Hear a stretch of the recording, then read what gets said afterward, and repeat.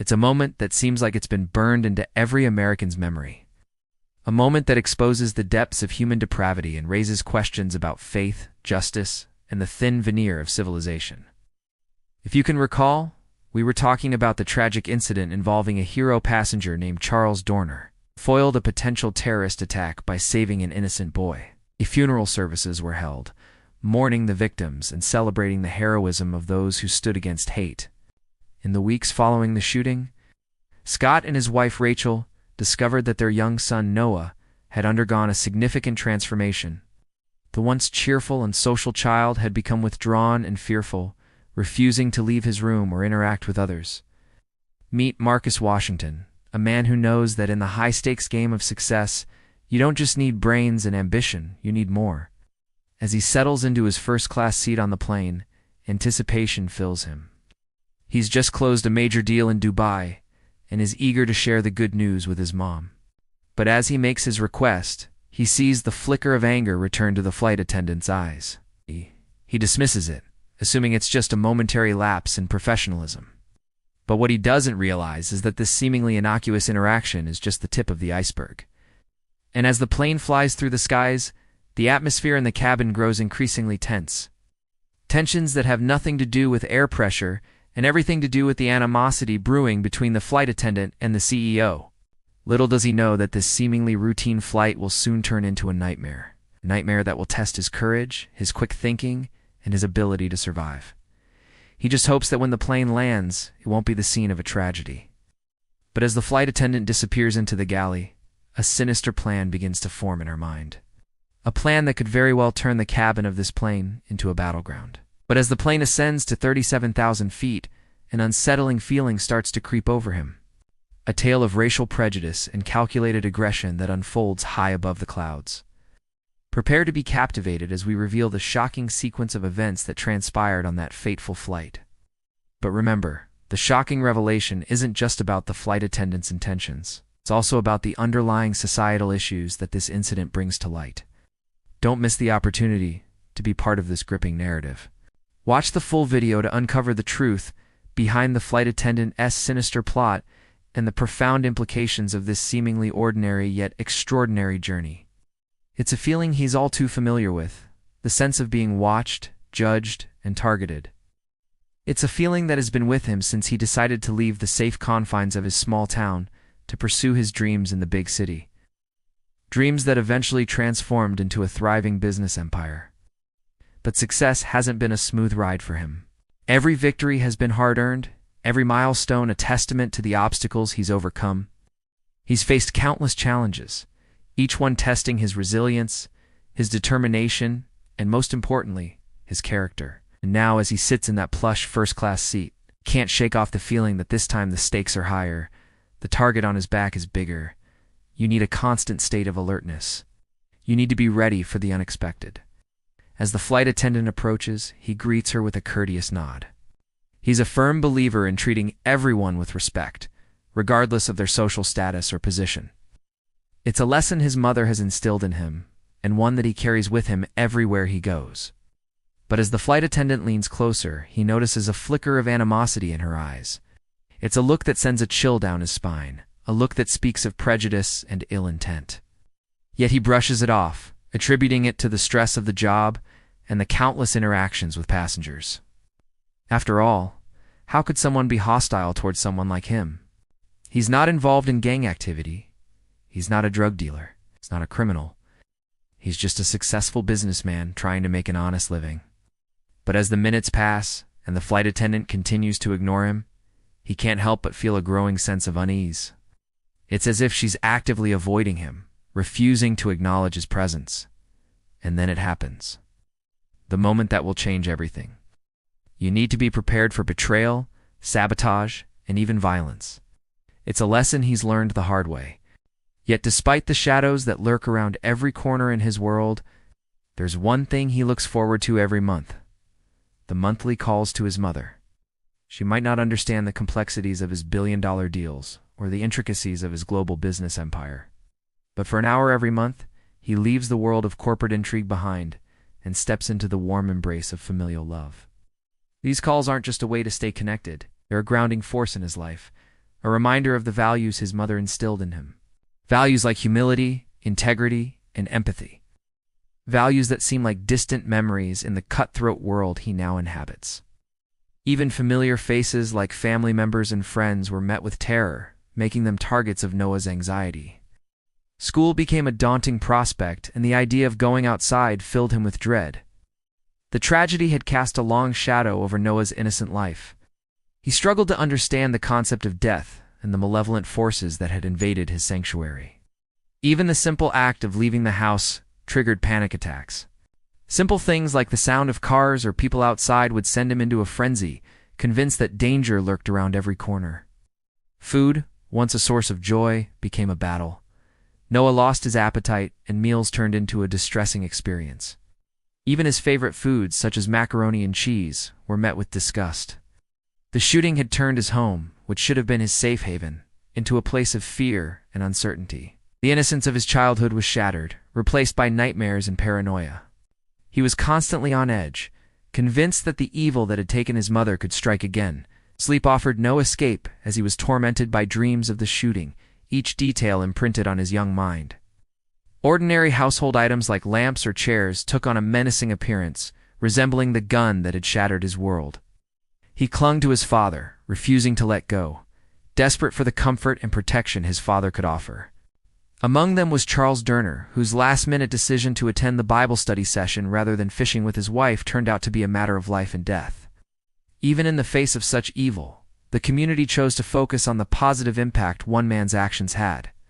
Instead of dwelling on the darkness, they chose to honor the light that had shone through in that moment of despair. Despite being hailed as a hero, Doran remained humble. He saw himself as just an ordinary guy who happened to be in the right place at the right time. When asked why he didn't flee after tackling the shooter, he simply stated that he couldn't let the gunman harm innocent people. He emphasized that he didn't want to be remembered as a hero, but as someone who loved his community and his savior. Dorner's act of heroism extended beyond that day. In the aftermath, he visited the families of the victims, providing support and strength during their darkest hour. His actions were a testament to the power of human compassion and resilience in the face of unimaginable evil. Let's delve deeper into the details of this harrowing incident. The year was 2016, and the location was the deadliest city in America, Detroit. The victim was a 5-year-old boy named Noah Posner, known for his infectious laughter and love for Spider-Man. His father, Scott, described him as a little kid who was obsessed with everything superhero. But little Noah had found himself in a terrifying situation. A man with sinister intentions had entered the synagogue where Noah's mother, Terry, was hosting a Bible study session. The motive behind this heinous crime was rooted in religious prejudice, targeting Jews because of their faith. The perpetrator opened fire, injuring several people, including Noah's mother. The pain of losing his mother was compounded by the fear of never seeing his father again. The gunman had taken aim at Scott as well, intending to end his life. However, fate intervened when a member of the congregation, Charles Dorn, intervened.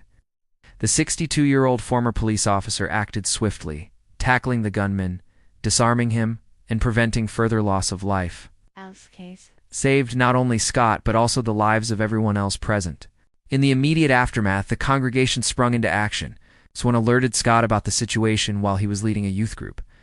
Racing to the scene, he found Noah hiding under a chair, unharmed but traumatized. Overwhelmed with relief and gratitude, Scott scooped up his son, comforting him and shielding him from the traumatic aftermath. In the wake of this tragedy, the community rallied together. However, the story doesn't end there.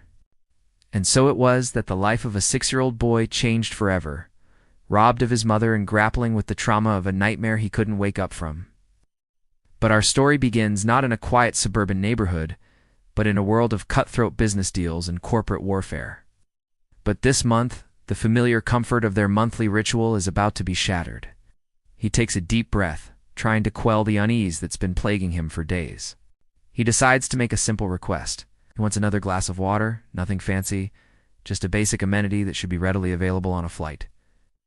This is the chilling account of how a slight gesture escalated into a full-blown crisis. Hi everyone, thank you so much for joining me today. Please make sure that you like this video and subscribe to my channel as we continue our conversation, sometimes in obvious ways, sometimes in ways that are more subtle. but no less damaging. And when power meets racism, it creates a cocktail that tastes like hatred, like disgust, like the desire to neutralize any threat that it represents. Let's talk about power. Or specifically, let's talk about how it makes some people feel, how it triggers reactions. When you hear stories like this, what's the first thought that comes to your mind? You're on your way to an important meeting, perhaps sealing a deal that will change your company's trajectory. Why would someone attack someone without provocation? Well, that's precisely where we need to start. But the CEO, holding his neck, bleeding, breathing heavy, knew exactly why it happened. And the worst part? So did she. But why? What did the CEO know that the others didn't? After the attack, I'm sure there was a wave of opinions flooding the airwaves, each trying to dissect the motive behind this violent outburst. He lives with the aftermath, not just the physical wounds that eventually heal, but the psychological scars that linger. The relentless fear, the constant vigilance, the trauma of reliving the incident every time he steps onto an airplane. A desperate attempt to cling to the fading American dream. We sanitize their actions with terms like unhinged or disordered. It requires confronting the demons of racism head-on, challenging the status quo, and demanding real change. Education, empathy, and engagement are the cornerstones of progress. By educating ourselves about the history of racism and its lasting impacts, by embracing empathy and walking a mile in someone else's shoes, and by engaging in open, honest conversations about race, we can begin to chip away at the walls of prejudice. I appreciate you taking the time to watch this video. Please make sure that you share it and like it. Remember, your engagement fuels our ability to continue these important dialogues. If you haven't subscribed yet, please do. You'll be the first to know when new videos are released. Stay curious, stay engaged. And until next time, keep asking questions that challenge, inspire, and enlighten. So take care. We must dismantle the systems that perpetuate inequality and create a world where everyone, regardless of their skin color, is judged by the content of their character, not the pigmentation of their skin. His strength isn't just in surviving the ordeal, but in continuing to thrive. Don't be a bystander in the fight against racism. Be an active participant. Educate yourself, engage in dialogue, and above all, empathize with those who've endured what the CEO has. The world needs more people like him, not just because of his accomplishments, but because of his unwavering spirit. And it needs your support to ensure that such spirits are unbroken by the hate and prejudice of others. He represents the indomitable spirit of humanity, the capacity for growth and triumph in the face of adversity. But doing so only serves to protect the system. It allows society to distance itself from the ugly truth. It lets us wash our hands and say, how could we ever anticipate such a thing? Well, here's the harsh reality. We should have anticipated it because these incidents aren't anomalies. They're symptoms of a collective failure, the cries of anguish from a society that has lost its way, or simply the intoxicating allure of power. The attacker becomes a tragic symbol of a society gone awry, a world where dreams are deferred and anger festers. Her actions, though reprehensible, are a symptom of a larger disease. A disease that permeates our communities, our institutions, and yes, our justice system itself. His life, once filled with ambition and drive, is now overshadowed by the specter of danger. A simple journey becomes a test of courage, a battle against the demons of racial prejudice. Every flight becomes a gamble. Every handshake is scrutinized. Every interaction carries the weight of potential bias. He's a living testament to the fact that success and skin color are a dangerous combination. But how many of those opinions truly went beyond the obvious? How many commentators delved into the underlying causes, the systemic issues that allowed such hatred to fester? The news cycle churns, judgments are made, and before long, the story fades into the archives, labeled as an isolated incident. Why did he feel targeted while the rest of the plane remained blissfully ignorant? Well, the answer lies in understanding the CEO's unique position. He wasn't just a passenger. He was a beacon of success, a testament to hard work and talent. His very presence radiated achievement, something that made him a target. This isn't just a story about a random outburst. It's a narrative of calculated aggression. Think about it. It's a reminder of the deep-rooted racism that continues to plague our world. And this isn't about assigning blame. It's about shedding light on a harsh reality. For many, the CEO's skin color becomes a symbol of inequality, a representation of privilege that they themselves are denied. In the eyes of the attacker, the CEO's blackness becomes synonymous with success, power, and all the opportunities that were never afforded to them. This isn't just a case of racial profiling. It's a violent display of colorism within a racist society. If the individual had nothing against the CEO personally, why target him in such a brutal fashion? Why not wait until the flight attendants intervened or the plane landed?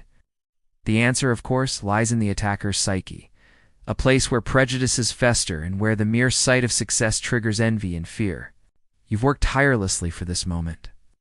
Now, just as the finish line comes into view, everything is derailed, not by a professional setback, but by a vicious attack.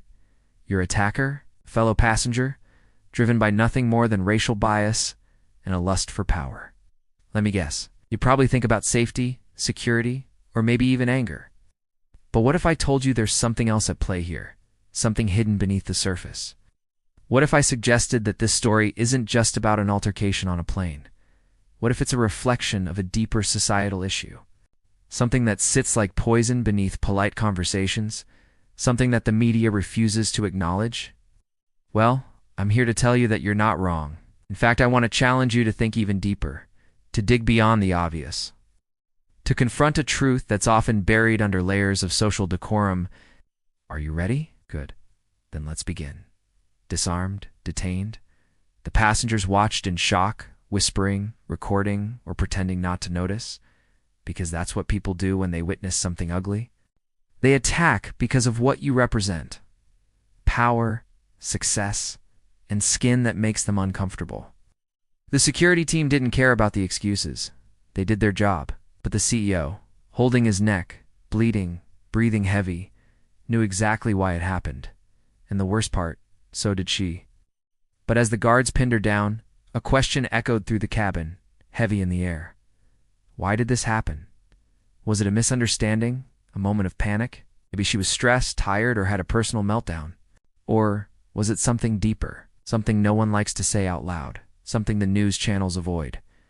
Within seconds, she was on the floor, her wrist twisted behind her back, the pen knocked from her hand, rolling silently under a seat. Because here's the truth. Sometimes people don't attack because of what you did. I have a question for you. Now, imagine yourself in the shoes of the CEO.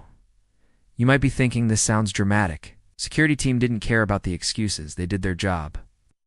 In a society obsessed with appearances, the CEO's skin color becomes a flashpoint. And here's the kicker. It's often justified by the same people who perpetuate it. But the CEO, he doesn't have that luxury. Imagine for a moment the emotional toll this takes on the CEO, and let's shift our focus to the attacker. What drove her to that moment of violence? Was it a lifetime of ingrained biases? But instead of confronting this disease, we often resort to knee-jerk reactions. We label individuals as inherently violent or mentally unstable. So what's the solution? How do we address this deeply rooted problem? Well, it starts with acknowledging its existence. And here's the beautiful part. We already have the tools to enact this change. As for the CEO, he remains a potent symbol of resilience, a beacon of hope for countless individuals who face daily adversities. I want to end this discussion by urging you, dear viewer, to become an agent of change. Thank you for joining me in this conversation today.